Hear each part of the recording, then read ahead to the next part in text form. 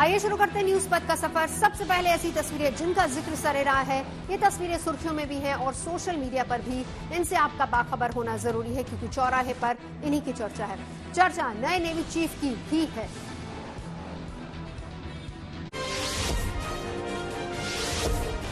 देश के नए नौसेना प्रमुख एडमिरल दिनेश कुमार त्रिपाठी और उनकी मां रजनी त्रिपाठी का एक भावुक वीडियो सामने आया। दरअसल दिल्ली में कार्यक्रम के दौरान दिनेश कुमार त्रिपाठी ने गार्ड ऑफ ऑनर लेने के बाद नेवी चीफ का पदभार संभाल लिया। ये पद संभालने के बाद नेवी चीफ तुरंत वहां मौजूद अपनी मां के पास गए और उनके पैरों को छूकर आशीर्वाद दिया। इस मौके पर एडमिरल दिनेश त्रिपाठी ने कहा कि उनकी कोशिश रहेगी कि वो अपने कार्यकाल में नौसेना को आत्मनिर्भर, आधुनिक, मजबूत और भविष्य के लिए तैयार फोर्स बनाए। एडमिरल दिनेश त्रिपाठी ने आर हरि कुमार के रिटायर होने के बाद ये पद संभाला।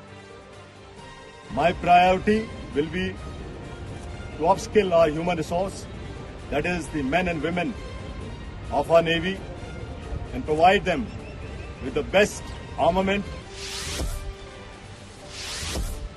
जम्मू कश्मीर के मेंढर में कुछ स्थानीय लोग वहां स्कूली छात्रों और महिलाओं के लिए देवदूत साबित हुए। दरअसल ये छात्र नाला पार कर रहे थे, लेकिन 3 दिन से लगातार हो रही बारिश की वजह से नाले में पानी और बढ़ गया। ऐसे में छात्र वहीं फंस गए। इसके बाद स्थानीय लोगों ने पहल की और सीढ़ी लगाकर इन सभी लोगों को वहां से निकाल लिया।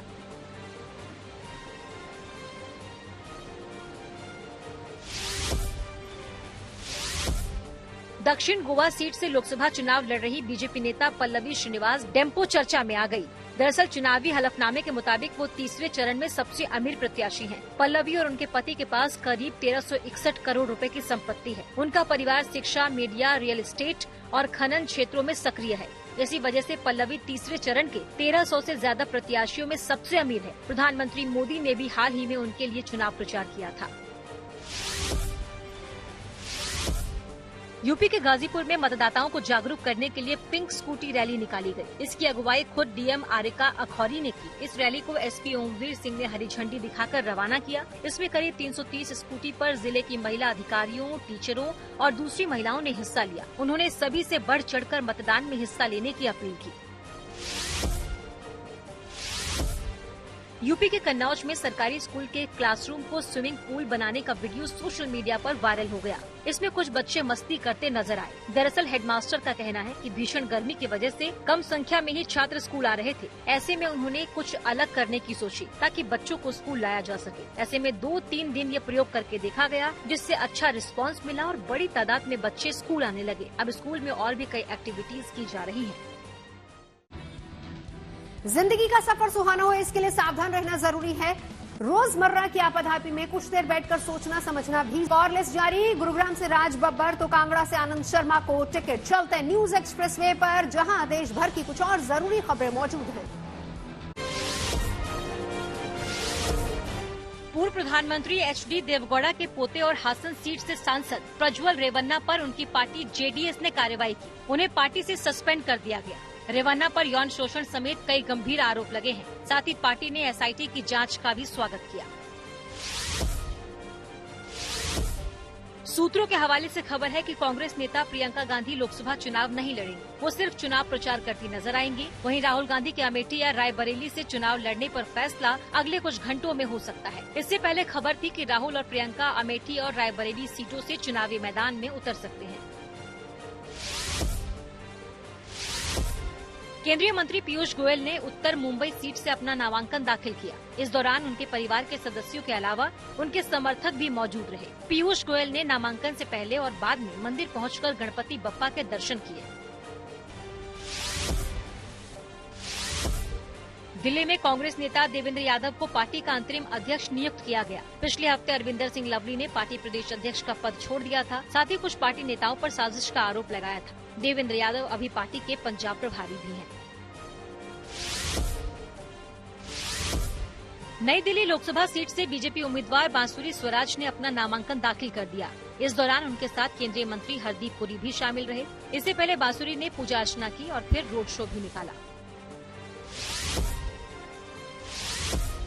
आईआईटी कानपुर ने एक ऐसा डिवाइस तैयार किया है जिसमें 2 बूंद पानी डालकर महज 30 सेकंड में उसकी गुणवत्ता जांची जा सकती है। इस डिवाइस को आईआईटी के स्टार्टअप क्लुइक्स ने बनाया है। दावा है कि इससे पानी में पीएच स्तर के अलावा हार्डनेस और लेड हैवी मेटल समेत कई और जानकारियां भी आसानी से मिल जाएंगी। ये इंस्ट्रूमेंट बहुत ही इजी है यूज करने में और इसका डेटा डायरेक्टली मिनिस्ट्री से शेयर होता है। रियल टाइम डेटा मॉनिटरिंग और जल गुणवत्ता विश्लेषण से हम सरकार के मेजर प्रॉब्लम्स को सॉल्व कर रहे हैं। खबरों के एक्सप्रेसवे से आगे रुख करते हैं सियासी ढाबे का, जहां पर आज की सबसे दिलचस्प खबर मौजूद है। पूर्व प्रधानमंत्री एचडी देवेगौड़ा के पोते रेवन्ना को लेकर कांग्रेस और बीजेपी के बीच में रार बढ़ गई है। अलग अलग महिलाओं के यौन शोषण और 2500 से ज्यादा अश्लील क्लिप मिलने के बाद रेवन्ना बुरी तरह से घिर गए हैं। उनके खिलाफ केस दर्ज किए गए हैं और एसआईटी इस मामले की जांच कर रही है। वहीं रेवन्ना को उनकी पार्टी जेडीएस ने सस्पेंड कर दिया है, जबकि गिरफ्तारी से बचने के लिए रेवन्ना पहले ही देश छोड़कर जर्मनी भाग चुके हैं। अब ऐसे में सवाल यही उठता है कि अगर वो इस मामले में दोषी साबित हो जाते हैं तो फिर उन्हें कितनी सजा मिल सकती है।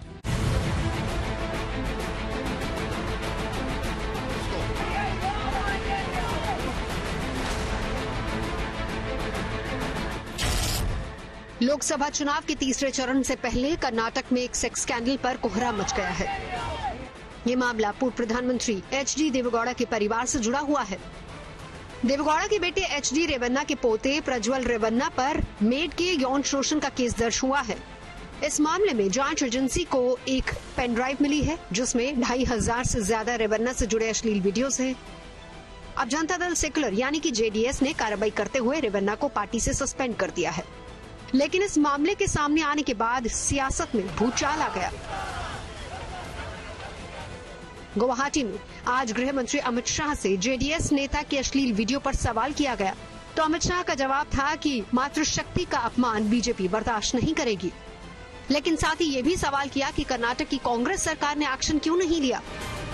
नरेंद्र मोदी जी का पूरे देश को एक कमिटमेंट है कि कहीं पर भी मातृशक्ति के अपमान को सहन नहीं किया जाना है। परंतु कांग्रेस पार्टी जो हम पर आरोप लगाना चाहती है, मैं छोटी सी बात पूछना चाहता हूं, वहां सरकार किसकी है? सरकार कांग्रेस पार्टी की है। फेक वीडियो आपके ध्यान में ही होंगे क्योंकि टाइम पर रिलीज किए गए हैं। और अब तक कार्यवाही कांग्रेस पार्टी ने क्यों नहीं की? कार्यवाही हमने नहीं करनी है। ये लॉ एंड ऑर्डर का इश्यू स्टेट का इश्यू है। क्योंकि देवेगौड़ा की पार्टी लोकसभा चुनाव में एनडीए की सहयोगी है, इसीलिए कांग्रेस समेत दूसरे विपक्षी दल सरकार पर हमलावर हैं। जिनके लिए मोदी जी ने वोट मांगा, उन्होंने हजारों महिलाओं के साथ दुष्कर्म किया। मैं पूछना चाहती हूँ, मोदी जी क्या कहते हैं इसके बारे में? क्या कहते हैं हमारे प्रधानमंत्री इसके बारे में? हमारे गृह मंत्री क्या कहते हैं इसके बारे में? कुछ समय पहले 3 दिनों के लिए मैं अपनी बेटी से मिलने गई। प्रधानमंत्री जी, गृह मंत्री जी बोलने लगे कि प्रियंका गांधी विदेश में गई है। जहां मैं जाती हूं इनको पता चल जाता है। लेकिन इस तरह का अपराधी, इस तरह का राक्षस इस देश को छोड़ के चले जाता है और इनको पता नहीं चलता। घर में काम करने वाली एक 70 साल की बूढ़ी, उसका वीडियो बनाया। उसमें पुलिस में कोई ऑफिसर है, उसका वीडियो, कोई टीवी के एंकर है, उनका वीडियो, कोई गवर्नमेंट के ट्रांसफर के लिए आए, आप उनका वीडियो बना लिए। 2000 वीडियो उसके ये उम्मीदवार इसने अपने वीडियो बनाए। यानी औरतों से इस तरह से उसने उनकी जिंदगी बर्बाद कर दी। अब आप बताइए, उस शख्स के लिए नरेंद्र मोदी जाके वोट मांगे? नेता तेजस्वी यादव ने भी रेवन्ना को लेकर केंद्र सरकार पर जमकर निशाना साधा, तो केंद्रीय मंत्री अनुराग ठाकुर ने इसका ठीकरा कर्नाटक सरकार पर फोड़ दिया। लगभग 2500 महिलाओं के साथ शोषण का आरोप लगा है, जो इतना बड़ा स्कैंडल हुआ है। इनके कुछ दिन पहले ही प्रधानमंत्री जी प्रचार में गए हुए थे और वो जो है अब फरार पाए जाते हैं, पता चलता कि विदेश चले गए। तो ये दिखाता है कि प्रधानमंत्री जो है, इनका विकास का क्या मॉडल है। कानून व्यवस्था की जिम्मेदारी राज्य की सरकार की है, और क्यों कांग्रेस की सरकार कर्नाटक की हाथ पे हाथ धर के बैठी रही? क्या आपसी तालमेल था? क्या मजबूरियां थी? तो कांग्रेस को बताना है भाई। इसका उत्तर कांग्रेस को देना है कि आखिरकार कांग्रेस की सरकार मूक दर्शक बनकर क्यों बैठी रही, जब एक गंभीर आरोप एक राजनीतिक व्यक्ति पर वहां पर लगा तो उन्होंने क्यों कार्रवाई नहीं की, कैसे विदेश जाने दिया, क्यों कदम नहीं उठाए? इससे पता चलता है कांग्रेस केवल राजनीति करना चाहती है, उनके खिलाफ कार्रवाई नहीं। दरअसल दूसरे चरण में 26 अप्रैल को कर्नाटक में 14 सीटों की वोटिंग से ठीक पहले सांसद प्रज्वल रेवन्ना के वीडियो वायरल हुए हैं। फिर मेट ने आरोप लगाते हुए शिकायत दर्ज करवाई। फिलहाल मेट के यौन शोषण के मामले में रेवन्ना के खिलाफ एफआईआर दर्ज हो चुकी है। एसआईटी का गठन कर मामले की तफ्तीश हो रही है। प्रज्वल रेवन्ना और उनके पिता के खिलाफ एफआईआर दर्ज की गई है। अब ऐसे में सवाल उठ रहे हैं कि अगर इस मामले में पूर्व प्रधानमंत्री एचडी देवेगौड़ा के पोते दोषी पाए जाते हैं तो फिर उन्हें कितनी सजा हो सकती है। उसमें आईपीसी की धारा 354A, 354D, 506, 509 लगाई गई है। आईपीसी की धारा 354A के तहत यौन उत्पीड़न का आरोप लगता है, जिसमें दोषी पाए जाने के बाद शख्स को अधिकतम 3 साल की जेल की सजा हो सकती है और उस पर जुर्माना भी लगाया जा सकता है। वहीं रेवन्ना के खिलाफ धारा 354D भी लगाई गई है, जिसका मतलब गलत नियत से किसी महिला का पीछा करना होता है। इस धारा के तहत दोषी पाए जाने पर अधिकतम 5 साल जेल की सजा और जुर्माना हो सकता है, जबकि आईपीसी की धारा 506 आपराधिक धमकी देना के तहत उन्हें अधिकतम 7 साल की जेल और जुर्माने की सजा हो सकती है और धारा 509 के तहत किसी महिला की गरिमा को ठेस पहुंचाने के आरोप में उन्हें अधिकतम 3 साल जेल की सजा और जुर्माना लग सकता है। अब वायरल वीडियो और यौन शोषण का मुद्दा कर्नाटक की सियासत में गूंज रहा है। चुनावी माहौल में विपक्षी दलों का हमला तेज होता जा रहा है, जिससे बीजेपी और जेडीएस की भारी किरकिरी हो रही है। Bureau report, good news today. अब वो करते प्रगति मार्ग का, जहां ऐसी खबरें हैं जो देश की तरक्की, प्रगति और लोगों की काबिलियत को दिखाती हैं। आज गुजरात के प्रसिद्ध कपड़ा शिल्पों में से एक अजरक की बात होगी, क्योंकि अजरक को जियोग्राफिकल इंडिकेशन यानी कि जीआई टैग दिया गया है। इससे न सिर्फ गुजरात की अजरक हस्तकला को दुनिया भर में एक नई पहचान मिलेगी, बल्कि अजरक कारीगरों को भी अब एक नई उड़ान मिलेगी।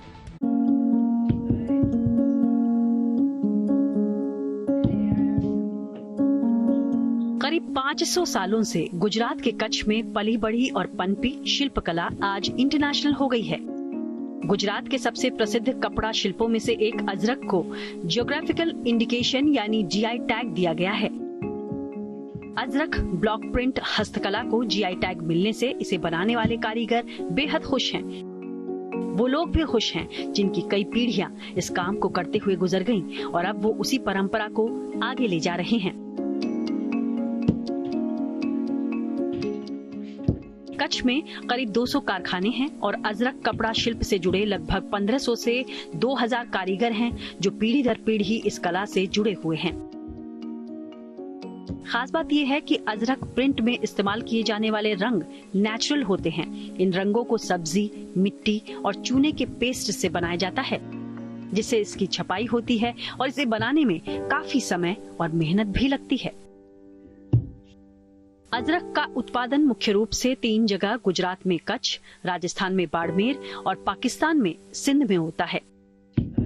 बताया जाता है कि कच्छ में अजरक कला पाकिस्तान के सिंध से आई। 1634 में कच्छ के राजा भारमल जी के निमंत्रण पर पाकिस्तान के सिंध प्रांत के कारीगर कच्छ में आकर बस गए और फिर पूरे देश में कच्छ कला प्रसिद्ध हो गई। अजरक माटे जीआई टैग मळ्यो तो आ एक जे जूनी कला छे अने घणी कठिन परिस्थितिओमां अमारा पूर्वजोए साचवीने अमारा सुधी पहोंचाडी छे। तो अत्यारे एमां देश विदेशमां एने मार्केटिंग मळी गयुं छे। अजरक के कारीगरों में खुशी की लहर दौड़ रही है, क्योंकि उनकी कला अब दुनिया के नक्शे पर आ गई है। खुशी इस बात की है कि अजरक की खासियत अब दुनिया जान सकेगी। इस शिल्प से जुड़े कारोबारियों का मानना है कि जीआई टैग मिलने से अब नकली अजरक उत्पादों की बिक्री पर लगाम लगेगी और उन्हें अपने उत्पादों के लिए बेहतर कीमत मिलेगी। बड़ी बात ये भी है कि अजरक कला को जीआई टैग मिलने के बाद उनकी पहुंच विदेशी बाजारों तक भी हो गई है। कच्छ से कौशिक कंधेचा के साथ bureau report, good news today. और न्यूज पथ पर आगे धन बाजार, जहां शेयर बाजार से लेकर कारोबार तक की सभी अहम खबरें मौजूद हैं और इसका सीधा रिश्ता आपकी आमदनी और जेब से। तेज रफ्तार खबरों के बीच ये जरूरी खबरें छूट न जाएं, इसीलिए चलिए धन बाजार की भी खबर ले आए। हफ्ते के दूसरे कारोबारी दिन मंगलवार को शेयर बाजार में गिरावट दर्ज की गई। सेंसेक्स 188 अंक फिसलकर 74,483 पर बंद हुआ। इसके साथ ही ये गिरावट निफ्टी में भी जारी रही। निफ्टी 39 अंक की गिरावट के साथ 22,605 पर बंद हुआ। हालांकि कारोबार के दौरान निफ्टी ने 22,783 का ऑल टाइम हाई बनाया। दिल्ली सराफा बाजार में सोने चांदी की कीमतों में नरमी देखी गई। सोना 150 रुपए सस्ता हो गया और अब दिल्ली में 10 ग्राम सोने की कीमत 72,600 रुपए हो गई है। इसके साथ ही चांदी की कीमतों में भी 750 रुपए गिरावट हुई है और अब दिल्ली में 1 किलो चांदी की कीमत 83,750 रुपए हो गई है। न्यूज वेब के इस सफर में अब सोशल अड्डा का रुख करते हैं, जहां आज की बात होगी कोविड वैक्सीन को लेकर हुए खुलासे की। कोविड महामारी के करीब 3 साल बाद कोविड वैक्सीन बनाने वाली कंपनी ने इसके साइड इफेक्ट्स की बात कबूल की है। ब्रिटेन की फार्मा कंपनी एस्ट्राजेनेका ने माना है कि उनकी कोविड-19 वैक्सीन से खतरनाक साइड इफेक्ट्स हो सकते हैं। हालांकि कंपनी ने कोर्ट में दावा किया है कि ऐसा बहुत दुर्लभ मामलों में ही हो सकता है। ब्रिटिश हाई कोर्ट में जमा किए गए दस्तावेजों में कंपनी ने माना है कि उसकी कोविड वैक्सीन से कुछ मामलों में टीटीएस यानी कि थ्रोम्बोसिस थ्रोम्बोसाइटोपेनिया सिंड्रोम हो सकता है और इस बीमारी से शरीर में खून के थक्के जम सकते हैं और प्लेटलेट्स की संख्या गिर सकती है, जिसकी वजह से मरीज की जान भी जा सकती है। मीडिया रिपोर्ट्स के मुताबिक एस्ट्राजेनेका पर आरोप है कि उनकी वैक्सीन से कई लोगों की मौत हो गई। वहीं कई लोगों को इस वैक्सीन को लगवाने के बाद गंभीर बीमारियों का सामना भी करना पड़ा। ब्रिटेन में कंपनी के खिलाफ हाईकोर्ट में 51 केस चल रहे हैं और पीड़ितों ने एस्ट्राजेनेका से करीब 1,000 करोड़ रुपए का हर्जाना मांगा है।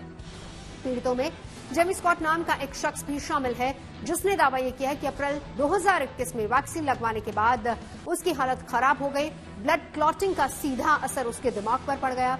जेमी स्कॉट का इलाज कर रहे डॉक्टर्स ने उनकी पत्नी से कहा था कि वो स्कॉट को बचा नहीं पाएंगे। मई 2023 में स्कॉट ने वैक्सीन बनाने वाली कंपनी एस्ट्राजेनेका के खिलाफ शिकायत दर्ज करवाई, जिसके जवाब में कंपनी ने दावा किया कि उनकी वैक्सीन से टीटीएस साइड इफेक्ट नहीं हो सकता। लेकिन इस साल फरवरी में कंपनी की तरफ से जमा किए गए दस्तावेजों में ये मान लिया गया है कि उसकी कोविड वैक्सीन से टीटीएस साइड इफेक्ट हो सकता है और साथ ही कंपनी ने यह भी कहा है कि जिन्हें भी इस वैक्सीन से नुकसान हुआ है, कंपनी को उनके साथ पूरी सहानुभूति है और उसके लिए मरीजों की सुरक्षा सबसे पहले है। खास बात यह है कि ब्रिटेन में अब इस वैक्सीन का इस्तेमाल नहीं हो रहा है और रिपोर्ट के मुताबिक ये भी कहा गया है कि बाजार में आने के कुछ महीनों के बाद ही वैज्ञानिकों ने इस वैक्सीन के खतरे को भांप लिया था। एस्ट्राजेनेका ने ब्रिटेन में कोविड-19 वैक्सीन को ऑक्सफोर्ड यूनिवर्सिटी के साथ मिलकर बनाया था। एस्ट्राजेनेका कंपनी की कोविड-19 वैक्सीन को भारत में कोविशील्ड के नाम से जाना जाता है। दरअसल भारत में सीरम इंस्टीट्यूट ने एस्ट्राजेनेका के फॉर्मूले से ही कोविशील्ड वैक्सीन तैयार की थी, जिसके करीब 175 करोड़ डोज भारत में लगे हैं। साफ है कि इस खुलासे के बाद भारत में लगाई गई कोविशील्ड के साइड इफेक्ट को लेकर भी सवाल उठ रहे हैं। देश के लोगों में आशंका ये है कि इस मुद्दे पर हमने कुछ लोगों से बात की और उनकी राय जाननी चाहिए। जो दवा लोगों की जान बचाने में काम आई कोविड के टाइम पे, वो उस महामारी के दौर पर, अब वही लोगों के लिए संकट बन सकती है। जैसे कि उन लोगों ने बताया कि अभी जो कोविड की जो वैक्सीन आई थी वो उससे साइड इफ़ेक्ट्स हो सकते हैं, तो मे बी उनका कहना है कि साइड इफ़ेक्ट्स होंगे तो मे बी आगे चलकर हो सकते हैं। साइड इफ़ेक्ट्स देखेंगे वो अगला मामला है, लेकिन उस समय वैक्सीन लगवाना ज़रूरी था, तो इसके अलावा कोई ऑप्शन भी नहीं था। आगे जाके ये अगर ज़्यादा बढ़ता है तो इसको लेके बाद में कुछ देखेंगे। फिलहाल पर्सनली मुझे तो ऐसा कुछ फील नहीं हुआ है, बाकी उन्होंने स्टेटमेंट दी है तो हो सकता है कि आगे कुछ हो। हमने सारी वैक्सीन जो है ली है और कोरोना के टाइम पे ये बहुत ज़रूरी था, क्योंकि स्कूल में भी हमें एंट्री जो है नहीं मिल रही थी बिना वैक्सीनेशन के। और अगर कंपनी ने ऐसा बोला है कि जो भी होगा जैसे साइड इफ़ेक्ट्स देखे जाएंगे तो रेयरली देखे जाएंगे, और अगर उनको ये चीज़ पता है कि हाँ अगर रेयरली भी साइड इफेक्ट हो सकता है तो वो लोग इस चीज़ को लेके काम करेंगे। तो मेरा मानना यही है कि हमें उनके साथ रहना चाहिए, वैक्सीनेशन हमें कराना चाहिए। साइड इफेक्ट होगा तो वो लोग उसकी भी वैक्सीनेशन या उसका भी तोड़ ज़रूर बनाएंगे। आप बताइए सर, आपको क्या लगता है कि वैक्सीन के बाद वैक्सीन लोग इजीली लेना चाहेंगे? एक के बाद डाउट जब आ जाएगा। जी बिल्कुल, अगर लोगों को लगेगा खतरा है तो जरूर लेना चाहेंगे। नहीं, बट लोगों को ये भी नहीं लगेगा कि वैक्सीन, जब पहली एक वैक्सीन हमने ले ली उसके साइड इफेक्ट्स दिख रहे हैं तो दूसरी के भी साइड इफेक्ट्स हो सकते हैं। नहीं, वो साइड इफेक्ट से बचाने के लिए होगी मेरे हिसाब से, तो मैं तो जरूर लूंगा। तो आप लेना चाहोगे? जी जरूर। बिल्कुल। आपका इस चीज में क्या टेक है?